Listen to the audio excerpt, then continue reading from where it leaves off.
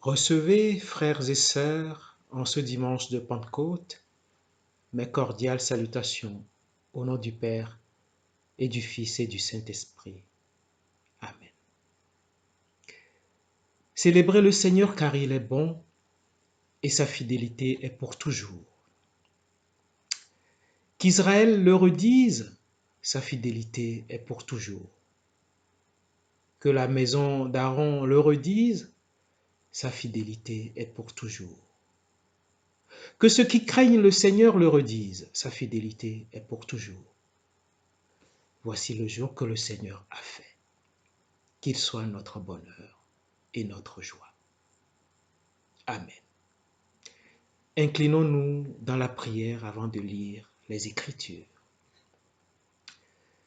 Seigneur, par le mystère de la Pentecôte, tu répands l'Esprit Saint sur l'immensité du monde.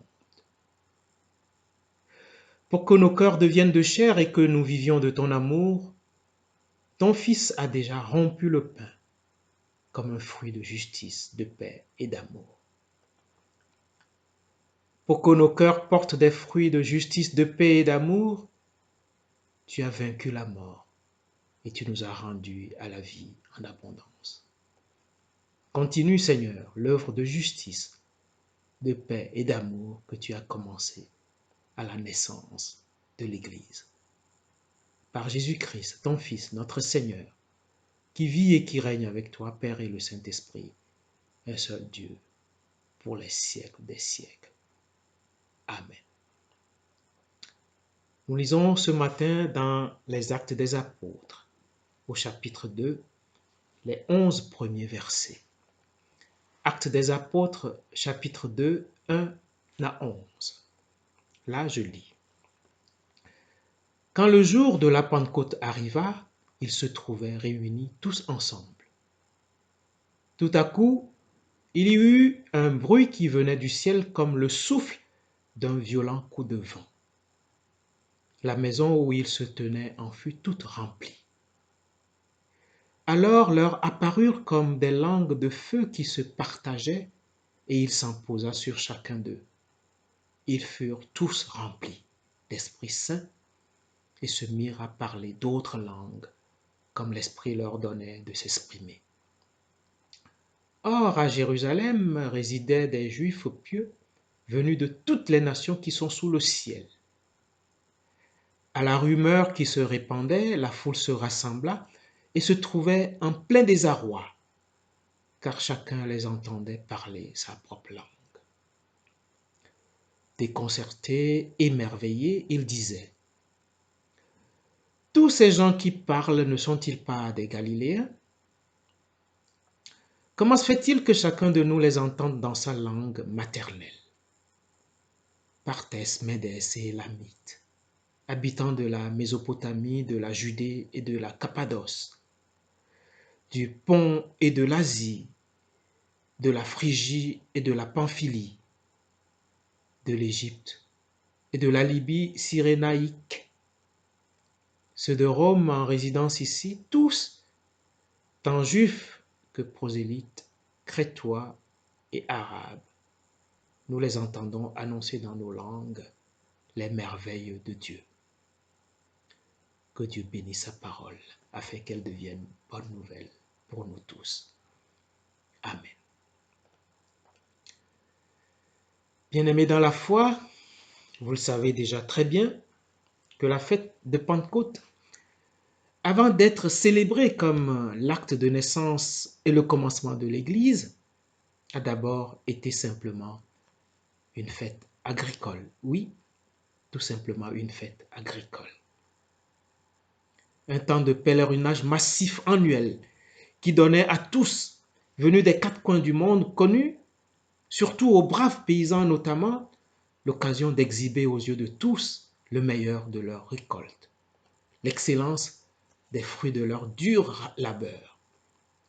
Et de ce point de vue, Pentecôte, nous pouvons le dire, était comme une fête foraine, où se vivait quelque chose de l'ordre des retrouvailles et de la rencontre, avec ses émerveillements, ses éclats de rire, ses perplexités, ses embrassades et ses surprises.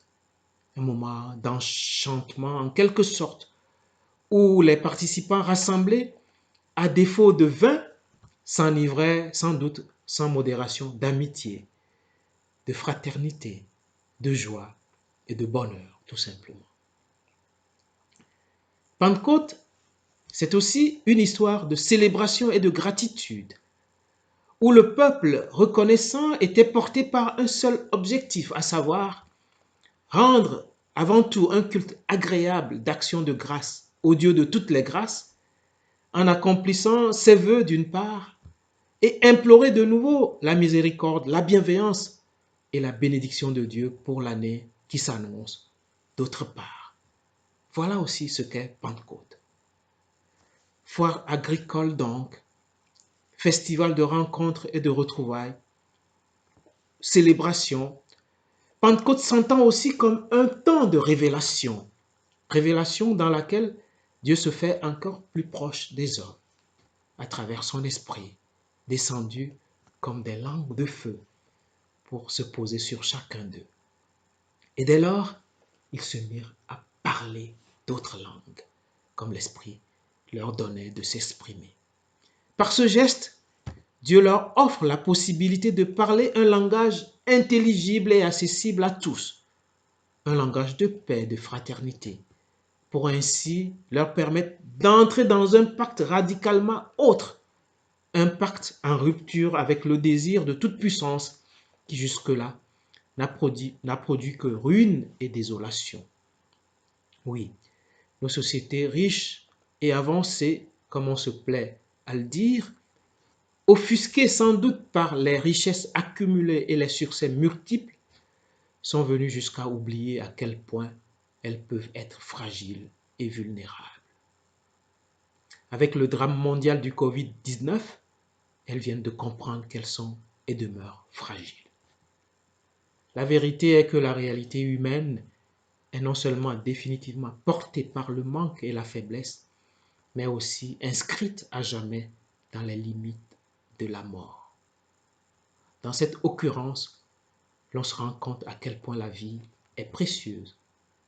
Et rien que pour sa beauté et sa fragilité, elle mérite d'être vécue en bonne intelligence les uns avec les autres, sans distinction aucune, les pieds solidement enracinés dans cette conviction qu'il y a une diversité de dons, de ministères et d'actions, mais un seul et unique esprit, qui est tout en tout et met tout en œuvre pour tous. Oui, bien-aimés dans la foi, vous le savez, Pentecôte, c'est aussi une histoire de graines et de semences. L'instant où Dieu se dresse et se montre comme un semeur, jetant sur tous les vivants et dans tous les cœurs des graines de feu et la bonne semence de l'esprit, avec l'espoir que ces graines germeront pour porter des fruits qui demeurent. Au fond, Pentecôte est une histoire d'aujourd'hui qui déjà nous annonce la bonne nouvelle, une bonne nouvelle pour demain, à savoir l'ultime moisson à venir de Dieu lui-même.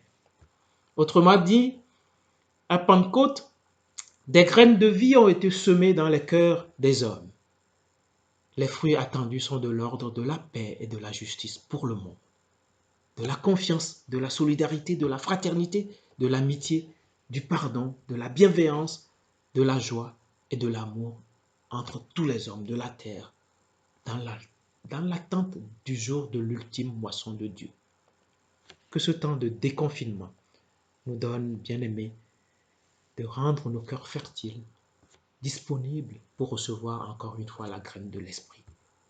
La graine qui donnera certainement des fruits les meilleurs à la gloire de Dieu, de toutes les grâces. Je vous souhaite à tous une joyeuse fête de Pentecôte. Surtout, prenez soin de vous et que Dieu vous garde dans son amour. Amen. Recevons la bénédiction de la part de Dieu. Que le Seigneur vous bénisse et qu'il vous garde.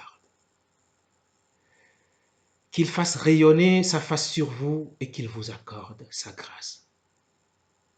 Que le Seigneur tourne sa face vers vous et qu'il vous donne la paix. restez fermes dans l'attente du retour du Seigneur. Amen.